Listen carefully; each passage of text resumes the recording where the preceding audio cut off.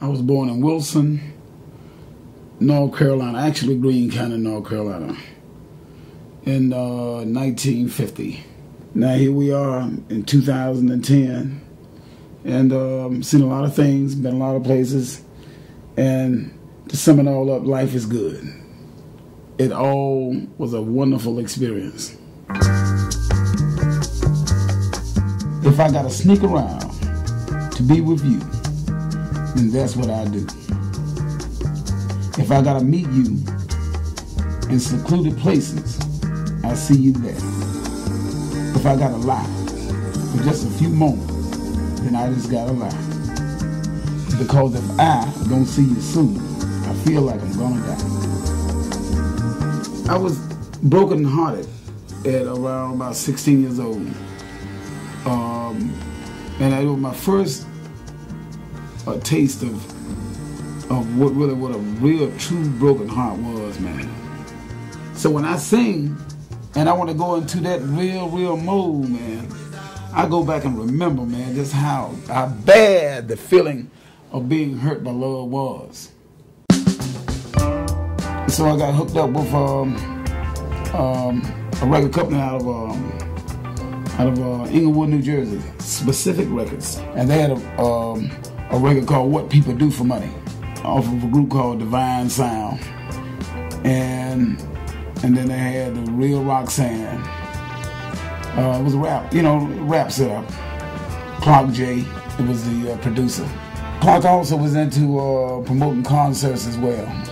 Matter of fact, one of the concerts we promoted this guy called, at the time he was calling himself Luke Skywalker and the Two Live Crew. Oh man, they were a bunch. He was the one that started all this gangster mess. I'm gonna tell you right now. Cause he walks into the room, the first thing he did was took a Magnum, one of them big guns, man, put it out on the coffee table.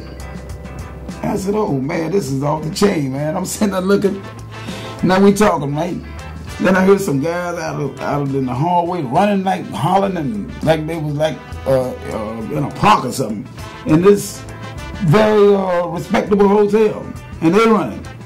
It was a Chinese-looking one, and this other guy came into the place, man. And they had guns. Oh man, I'm telling the truth. I ain't gonna tell you no lie, man. We flew down to Florida. It was time for the show. Man, we see these lines of people, lines of kids.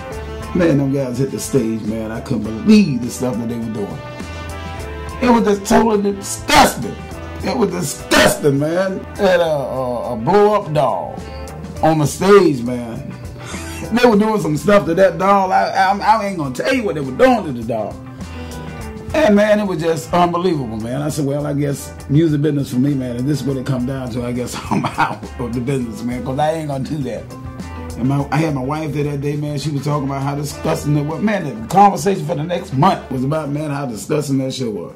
It was the nastiest thing I ever seen in my life. Never seen nothing like that. I had pneumonia one time. I had pneumonia, man. So bad, I didn't know I had it that bad. To be frank with you, man, I believe I died that night. I believe I died, I mean, in reality, what I really believe, I believe I died for a few seconds or more. First, it was so hard for me to breathe, man. It was like a sharp knife sticking in my chest, man. If the least little air I try to get, it seemed like the knife would go deeper and deeper. And all of a sudden, man, I remember, man, I just stopped breathing. I stopped. I see my wife on the bed, and I see myself covered up. I see my son in the crib, but I feel so good, you know. I really feel very, very good. And I thought about it, man, this must be what it's like to be dead. Dead. Oh, man, I can't die now. I can't die. I can't die. And then all of a sudden, I'm waking up. I believe I got a gift from being that close to the edge. A gift of appreciation and a gift of